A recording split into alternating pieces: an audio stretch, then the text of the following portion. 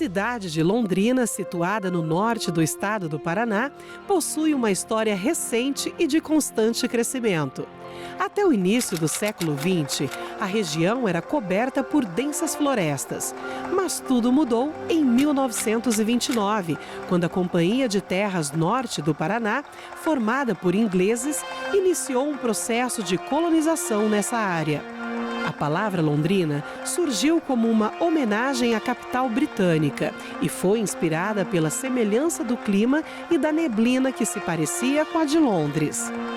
Por possuir um solo fértil e terra roxa, a cidade se tornou ideal para o cultivo de plantações, principalmente as de café, o que fez Londrina ser conhecida como a capital mundial do café e impulsionou o seu desenvolvimento, atraindo migrantes e imigrantes de várias partes do Brasil e do mundo.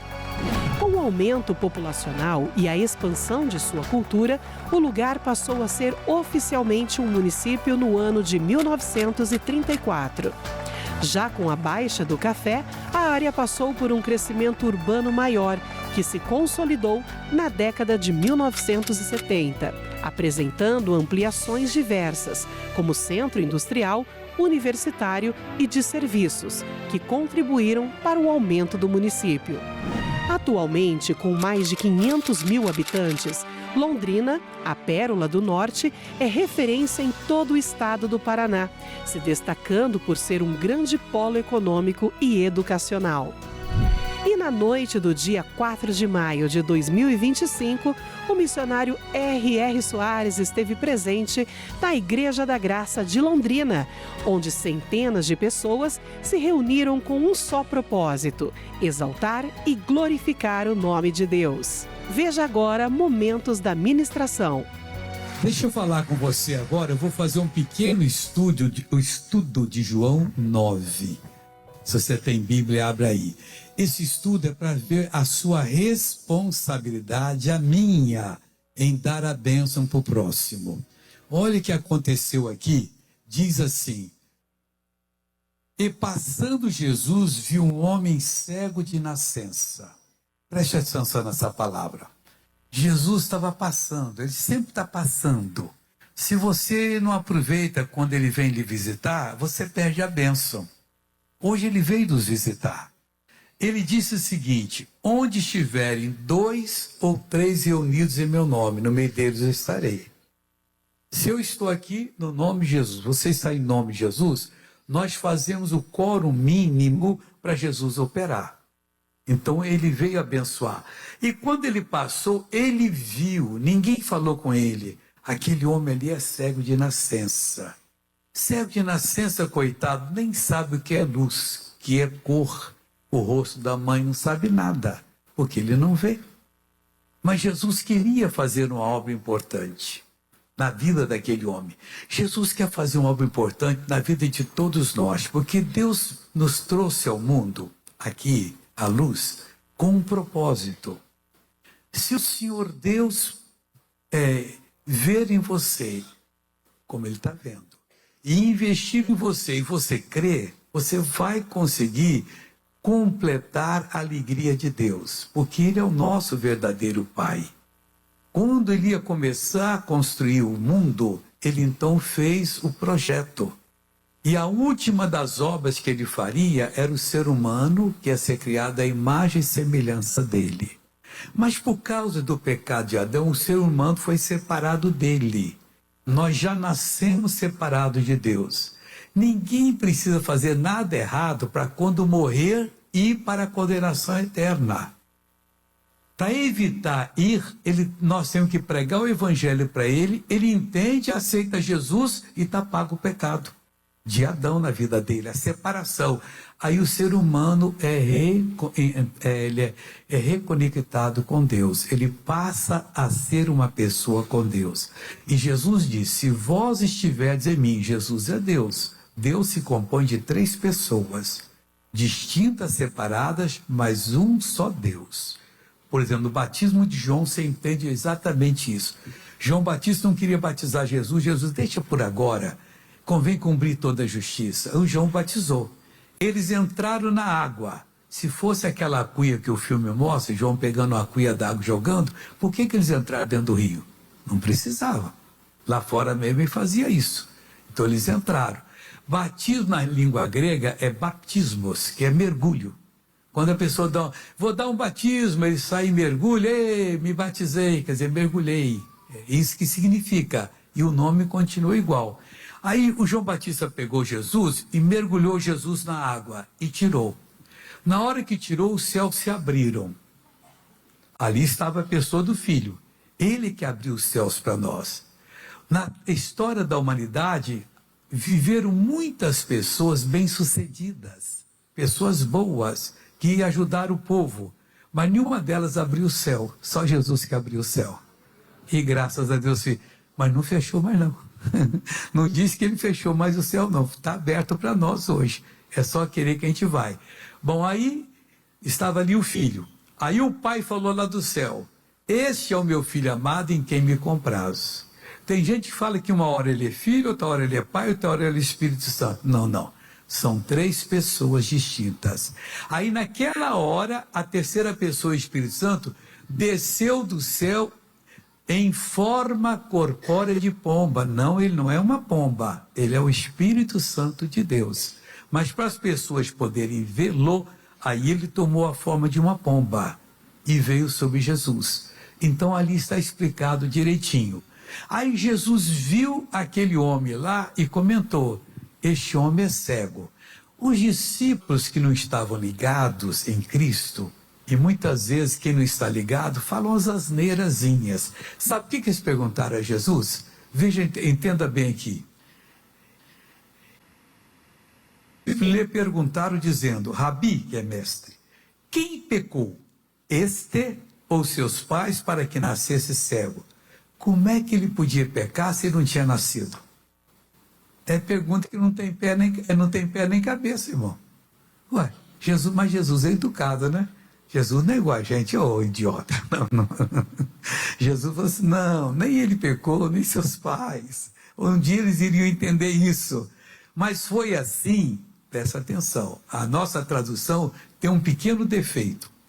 Nem ele pecou, nem seus pais, mas foi assim para que nele se manifeste as obras de Deus. Mal traduzido que foi essa parte aqui. Aí dá margem de pensar assim: mas Deus é mau. Quer dizer, Deus fez ele nascer cego para ele ser curado e dar glória a Deus. Mas e os outros que nasceram cegos porque Deus fez, se é que Deus fez, mas Deus não fez? Que nasceram cegos e que não foram curados. Foram privados de ver as imagens que nós vemos. Eu vinha na estrada de Maringá para cá, como é bonito, né? Aqueles campos todos já plantados ali. Aquele negocinho pequeno, aquilo é milho daquele tamanhozinho? É soja. Não, mas é tipo milho. Dá um pendão, é milho. Eu pensei que era um outro grão que é para dar para os animais. Porque na minha terra o milho é bem maior do que eu fico escondido nele. Aqui não, o negocinho é de Nelson Ned, quer dizer. Você quer fazer o do Nelson Ned aqui, quer dizer? É tudo pequenininho, é milho, né? Eu queria saber, parece. Mas é umas espiguinhas pequenas, irmão. Na minha terra dá uma espiga grande assim, ó. Dá 3 ou 4 quando é bom. O Espírito Santo, me perdoe falar, a terra de vocês é bem fértil. Eu lembro quando ia chover e já estava seco, mas não dava para colher mais, o meu pai, nós sempre andava rápido. Aí nós íamos só abaixando as espigas assim, ó. Porque aí a chuva caía e não entrava água e não estragava o milho. E já eu e meus irmãos fazendo assim, meu pai tudo correndo, que a chuva estava vindo e não podia estragar o milho que já estava secando. Então, isso eu estou escondendo, que eu trabalhei na roça também muito tempo. Quer dizer, bom, vou ter que trabalhar na palavra de Deus, o que é melhor. Aí Jesus disse assim: nem ele pecou, nem seus pais. Boa tradução. A tradução dos monges beneditinos de Marezezu, da Bélgica, em 1860, ou 1870, diz assim: nem ele pecou, nem os seus pais, mas para que as obras de Deus nele se manifestem, é necessário que nós a façamos. É isso que eu quero falar para você hoje. Irmãos, Preste atenção, você tem responsabilidade com a sua vida para poder conhecer o Evangelho, o poder de Deus e se cuidar. Se você não se cuidar, como é que Deus vai cuidar de você se você não se cuida de você? Para que a obra de Deus, naquele cego, em minha pessoa, na sua pessoa, é necessário que nós, seres humanos, a façamos. Se nós não a fizermos, nós estaremos pecando. Então hoje aqui eu quero orar com você e quero crer que Deus vai abençoar e quero que você creia para que possa acontecer. E quando alguém da sua família estiver doente, você não vai orar aquela oração de reza para boi dormir, nem para criança nascer dente. Ah, Deus querido, cura o meu filho, cura meu marido, cura minha querida esposa. Não é desse jeito. Um dia, isso já está fazendo 30 anos. Essa menina está hoje com 34. Uma cantora em São João do Meriti foi no meu culto. E ela cantou, mas canta bem, eu não lembro o nome dela, mas cantou muito bem. E ela depois, assim, tinha lá um pastelzinho, assim, com um cafezinho pra gente. Aí nós estamos lá comendo o pastelzinho, ela disse, missionário, tem que contar para o senhor uma coisa. Eu assisto o senhor todos os dias, a minha filhinha de 4 anos não perde. Mãe, está na hora do R.R. Soares, vamos para a televisão. Aí leva a gente. E ela estava meio dói. Aí eu estava orando por ela e disse assim, Jesus, cura minha filhinha, é a única que eu tenho, cura Jesus. Ela deu um tapa na minha mão, mãe, só não aprendeu com R.R. Soares como é que ora, não? Ela parou assim, abriu os olhos. É assim, mãe, demônio, sai da minha filha em nome de Jesus e não volte mais. Esse missionário, ela me deu uma lição, que aí eu fiz a oração certa. Agora a senhora acertou. É assim que tem que fazer. Você tem que se cuidar com Jesus. Está vindo uma tentação na sua vida? Não aceita não, é demônio que quer você amanhã na sarjeta. Demônio quer você lá longe da sociedade lá. Não, Deus quer você na presença dele, você é importante. Então você tem que tomar posse da bênção. Deixa eu passar para Colossenses capítulo 2 aqui com você, que vamos estudar mais um pouquinho da palavra do Senhor. Colossenses, já cheguei em Gálatas, Efésios, aí vem Filipenses, eu ainda estou em Efésios ainda, e vem Colossenses 2, versículo 13. O que nós temos aqui? Está escrito assim, e quando vós estáveis mortos nos pecados e na incircuncisão da vossa carne, vos vivificou juntamente com ele, perdoando-vos todas as ofensas. O que é isso, missionário? Quando Jesus foi pregado na cruz, ele morreu 2 vezes. Primeiro é a morte espiritual, que é a separação de Deus. Adão e Eva pecaram, morreram espiritualmente, ficaram separados. Nós já nascemos mortos em pecados e delitos, por causa do pecado dele. O ser humano não tem que fazer nada de errado para ir para o inferno. Ele já nasce para ir para o inferno por causa do pecado de Adão. Aí a gente vai e prega o evangelho, que significa boa notícia. Ele crê, aí ele é salvo. De quê? Do pecado de Adão.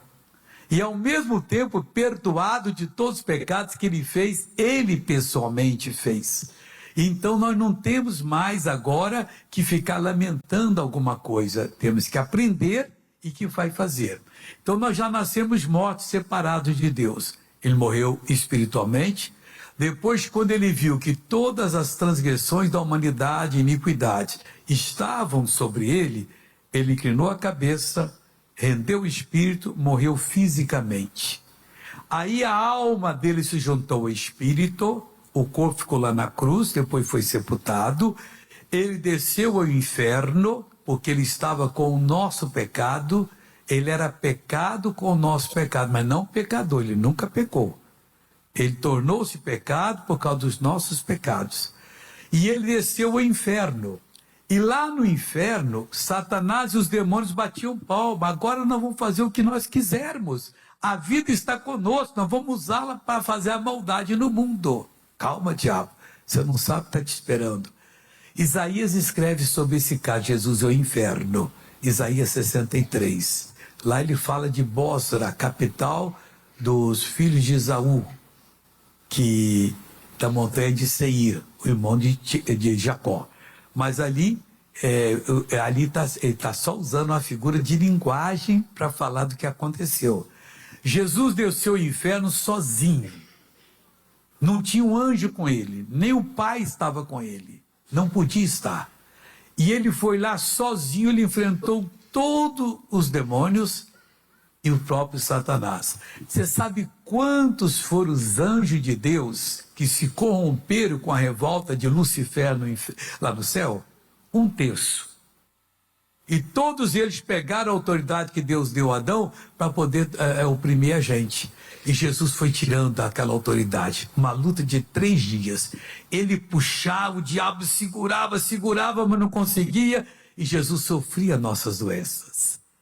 Isaías disse, verdadeiramente ele tomou sobre si as nossas dores, as nossas enfermidades levou sobre si, e nós o reputamos por aflito, ferido de Deus e oprimido. Mas ele foi ferido pelas nossas transgressões, moído pelas nossas iniquidades.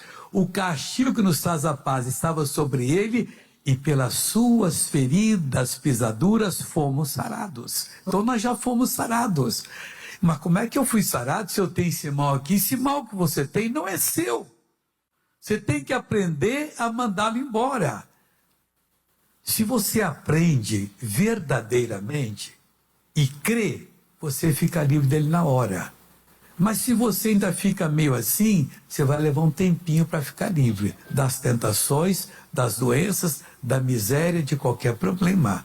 Confira agora testemunho de pessoas que experimentaram o agir sobrenatural do nosso Deus. Você está melhor?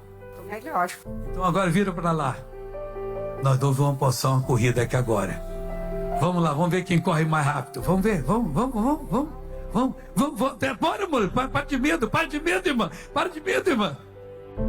Vamos embora. Só não conseguiria, mas conseguiu? Não consegui. Então vamos mais rápido agora. Isso, vamos. Tudo é medo. Vai tirando o medo fora. Vai tirando o medo fora. Eu podia baixar. Isso aí. E agora? Onde você pode abaixar? Ó.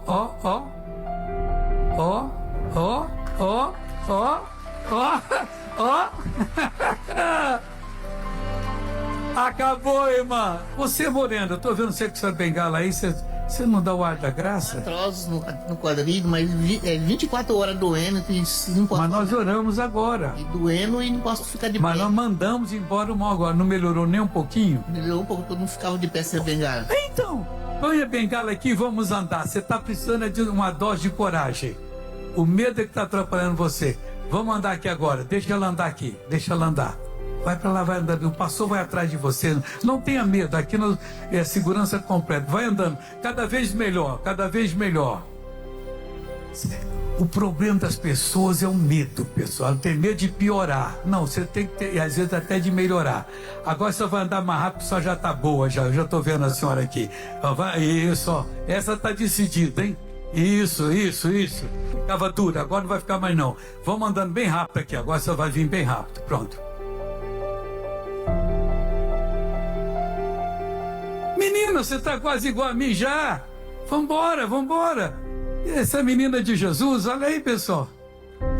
Olha só. Que toda a terra paranaense seja alcançada e transformada pelo poder de Deus. O Senhor abrirá o céu, o depósito do seu tesouro, para enviar chuva à sua terra no devido tempo e para abençoar todo o trabalho das suas mãos. Deuteronômio, capítulo 28, versículo 12.